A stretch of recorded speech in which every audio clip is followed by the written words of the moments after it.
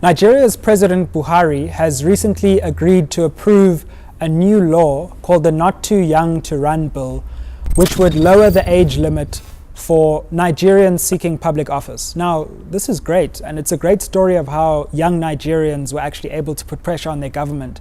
But I must say, I was shocked to hear that in African countries today, there are still age limits when you think of the dynamic young populations that have the ability to change not just their countries, but this continent. And it really got me thinking about the fact that this problem is more widespread, even though it was just foregrounded in Nigeria. When you look across the continent, even here at home in South Africa, in various southern African countries, from east to west, and also North Africa, we see that ageism seems to play a very serious role in our politics. It's very difficult for young people to break through and to actually get not only a platform, but to be at the place where decisions are being taken in our continent. And here's the problem. Let's take Nigeria as an example. Half the population would be excluded from running for office on the old law. That's 90 million people.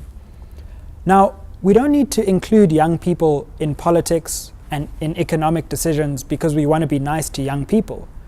We need to do it because we need those minds in order to take Africa and our various countries forward. So it's not charity, it's actually self-interest. And I think it's a really great example that young Nigerians set, where they came together across political boundaries, they formed a movement and put pressure on their government. And maybe that's a model that we need to think about in different parts of the continent. So I'm hoping that this incident and this issue will spark the minds of many people in South Africa and across the continent to think about how we can use our voices as young people to put pressure on our governments to take us seriously, not because we need it, but because our countries need us.